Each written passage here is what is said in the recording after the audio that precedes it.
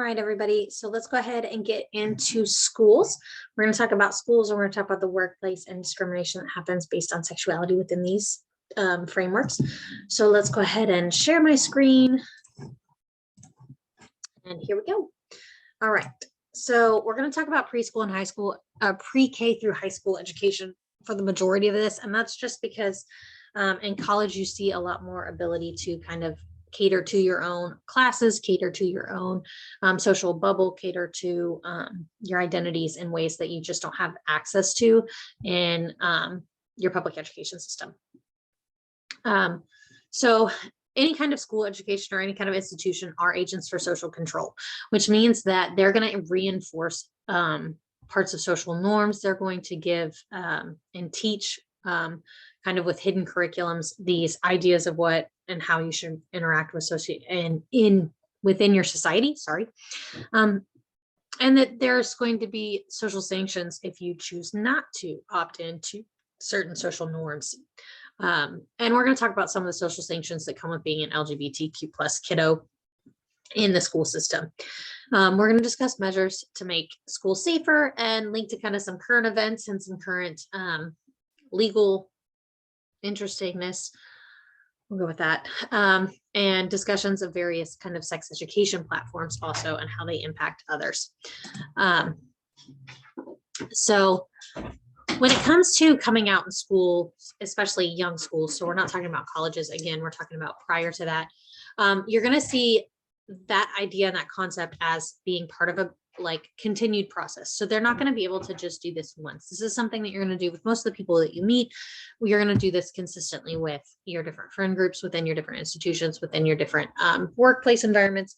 Like as you move through life, you're going to opt in or opt out of coming out and that process, depending on the situation, depending on the safety in that situation, depending on how you want to engage in that conversation, or if you do.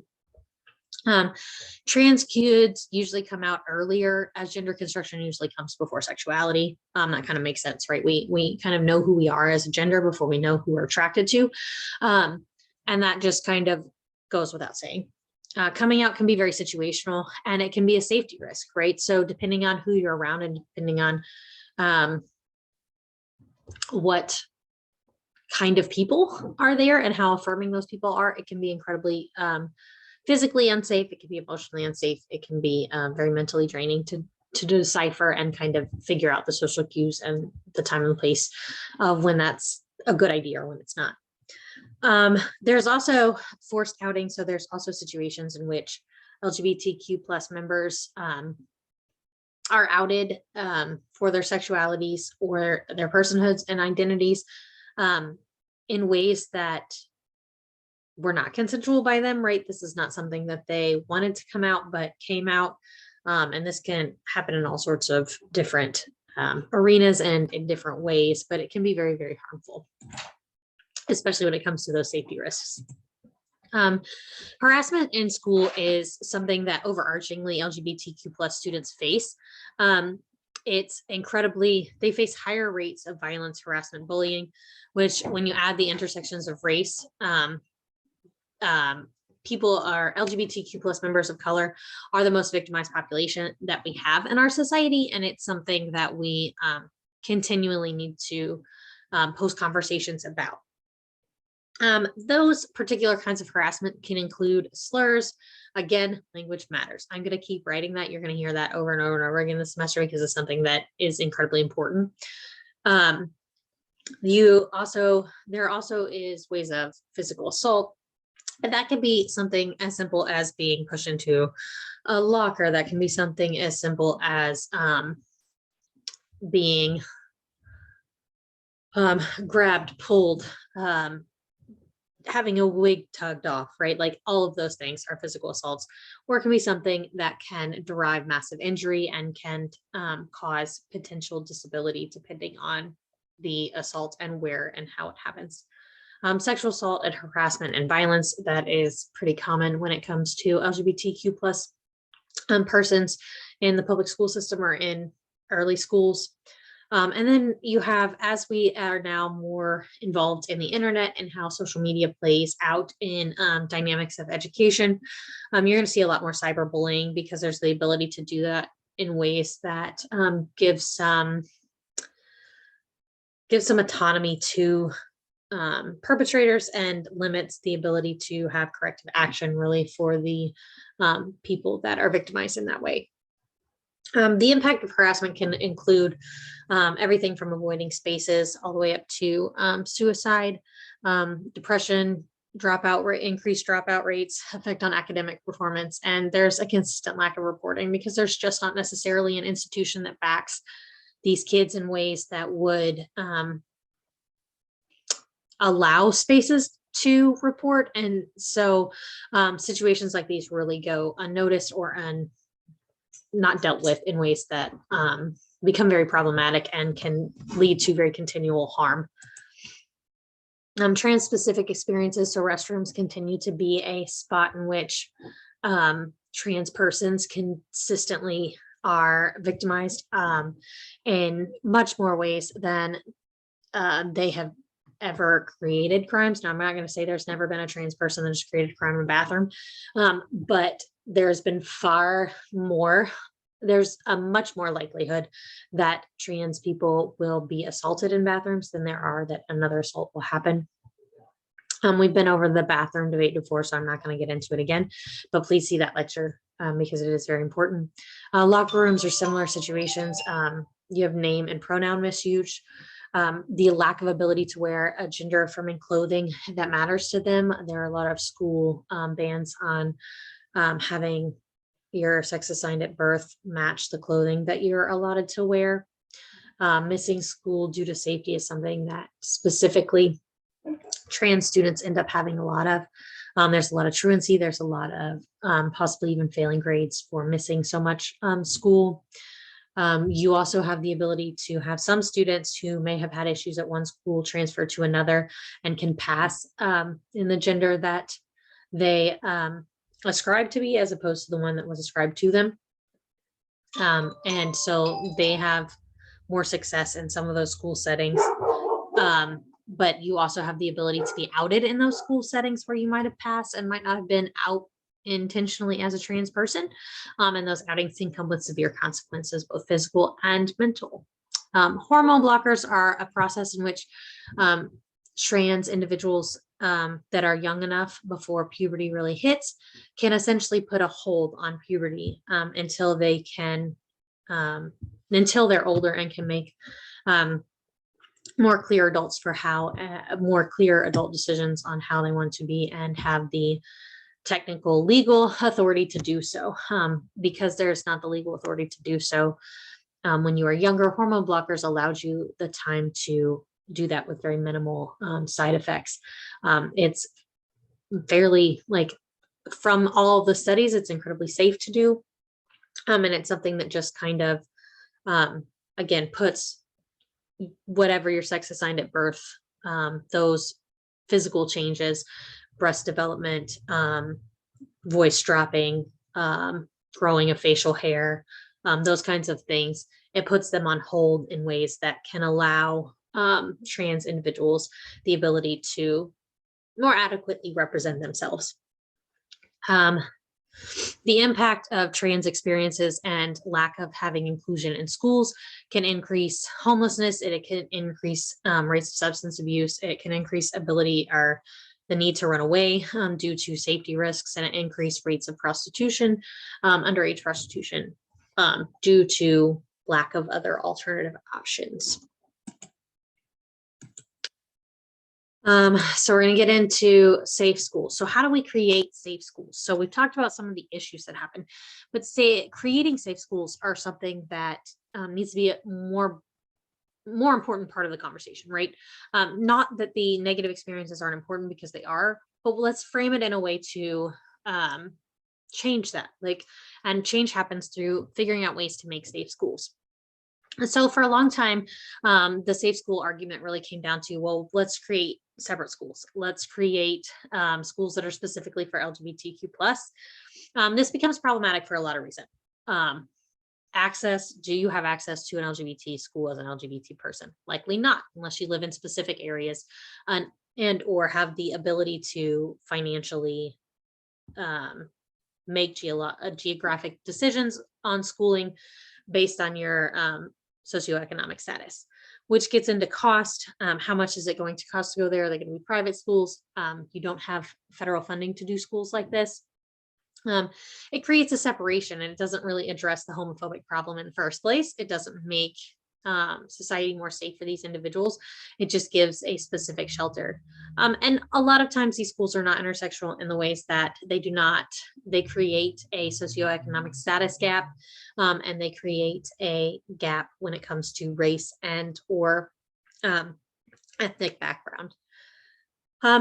So other ways that we can do this in mainstream schools is to create more inclusive curriculum. We have a hidden curriculum and an informal curriculum that really strives to create that heteronormative ideology. But if we create or draw attention to some of those things that are happening, we can allow space for curriculum that is more inclusive, that really has and creates better conversations surrounding queer identities, right? So visibility matters. And this is not just for the individuals themselves, but also for family members, right? So like when my kids go to school, they have two moms. So when they go to school and they draw their picture of their family, does their family get discussed? Does it get validated in the ways that it should? These things also matter, right? It's not just about how I am represented. It's also about how me as a parent gets represented for those kids, and how those kids get to represent their family. How law will be questions about this soon. Okay, so we're gonna have lots. We're gonna talk about that in current events, but there will be laws that question curriculum. That will be laws that question the visibility or make visibility next to impossible. And we're gonna kind of talk about that as we get into current events here in a minute. LGBTQ plus need to be mentioned they're mentioned in less than 5% of the curriculum, and that's just not effective. And 80% of that information was the negative harms done, right? So you don't hear the positive stories. So we talk about the civil rights movement, and we talk about Martin Luther King, but Bayard Rustin, who originally went over and studied Gandhi's practices and then came over and taught nonviolent ways to Martin Luther King, and was the one who essentially created and is the reason we had the March on Washington to begin with. And Martin Luther King had the platform to give the I Have a Dream speech. It's not talked about as much. And why is he not talked about as much? It's because he was arrested for having a same-sex partner in public. And so again, even Martin Luther King steered very clear of his close friend, and they kind of ostracized him within the movement, despite the fact that he was creating leaps and bounds and doing great things. So when we talk about history, we talk about historic moments, we leave out the queer people, because those queer people also have to spark conversations that, for whatever reason in this culture, we decide we don't want to have. And so, like when we talk about Sally Ride, or when we talk about, trying to think of other famous people that would come up, who was one of the first female astronauts, we don't talk about her partner, right? We don't talk about our wife. Why is this? And this is because we will talk about the achievements of specific people, but we'll leave out their partner. But when we talk about Martin Luther King, Coretta Scott is almost always part of that conversation, right? And it's interesting how those things will be mentioned in schools and what gets left out. And those things have lasting impact, right? When someone is rendered invisible on purpose, that creates a system that continues to leave those people marginalized. And when then those kids come up or interact with people of those identities that they never understood or never had to really have in front of them, they don't know how to comprehend that, or that's not part of the social norm, instead of having conversations that really understand and engage in how humans interact with the world on a wider scale. Organizations that make schools safer, things like Gay Straight Alliances, the Project 10, or Safe School Coalitions. Now, on one hand, these are really good organizations. On other hands, they also have access problems. where there's not every student that may want to be part of them are going to be allowed to be part of them. And like any other club or organization, there's little niches, there's a social hierarchy within them as well. Anti-bullying policing. So Title IX allows for dealing with the sexual harassment that comes with gender, based on gender identity. Specifically, it's been used recently to work on trans issues, but I'm not sure how well that is working. And it is successfully, though, a place in which helps to limit sexual harassment and exclusion due to gender. Non-discrimination policies. And then again, having teachers who refuse to have that kind of that invisibility, or having teachers who actively choose to make inclusive classrooms also becomes part of anti-bullying policies. And then challenge and institutionalize heteronormativity, challenge the narrative that's being done. I feel bad for the teachers that are going to get my kids when they go back to school, because my kids are stuck listening to me rant a lot about social issues. And so they go to school and they end up teaching their friends about consent and doing things that the average 6 and 9-year-old don't do. Which I love about them, but I feel sorry for the teachers because they're going to have conversations, and they're going to get like called out for not for some of these things in ways that I didn't necessarily have the power or feel like I have the authority to do when I was a kid. So I think it'll be interesting how this generation grows up and can, especially given the amount of context they're going to have for some of these issues, how they're going to draw attention to some of the invisibilities. All right. Let's see. We're going to get into current events real quick, and then I'm going to stop and we'll do sex education with the higher education stuff. Current events. So we have things currently going on in society that are intentional to try to ban specific kind of identities from being part of the general knowledge production. And so you have things like book bannings, and most of these are about marginalized groups. You can see a lot of depictions of history that do not favor white people who are, it calls out colonization, it calls out slavery, it calls out racism, it calls out actively engaging in any kind of discrimination. But it's also banning books that have to do with queer persons and queer history. You're going to see, or even has any kind of queer visibility or queer characters in them. You're going to see access to healthcare for trans youth being a consistent current issue, and that's going to come down to whether or not there are things like those hormone blockers or things in the nature of allowing affirmative trans identities.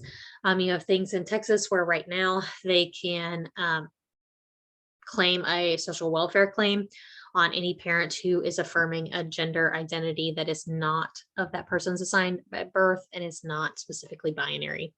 And these things are going to have lasting impacts, right? And it's going to make invisible and render invisible an entire generation or generations of kids, as long as they and parents and others, as long as there is not a pushback on these things. Now, for everything, there's a pushback. For every law that's coming in, there is a legal challenge to that. It's just a matter of how all these things are going to play out. And that's kind of the caregiver thing. Bathroom bills are still a thing, which again, I got into in a previous lecture. I'm not going to get into them again because I don't want to go on that tirade again. Allowing religious discrimination of trans and queer folks. And that comes down to in any kind of private schools, that comes down to and any kind of school curriculum in general.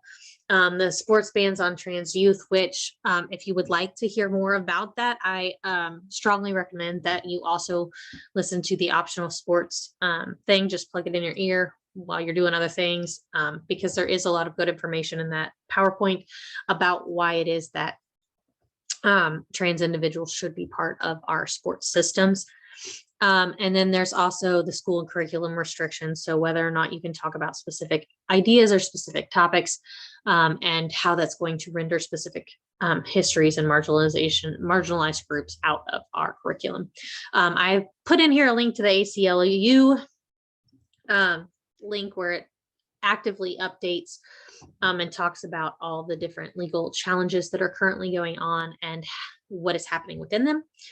It's something to kind of keep an eye on as we move forward and kind of look towards what kind of legal discriminations are actively part of our current society. So I'm going to stop there, and then we'll do sex education and kind of higher ed mixed in with some work on the next one. So here we go.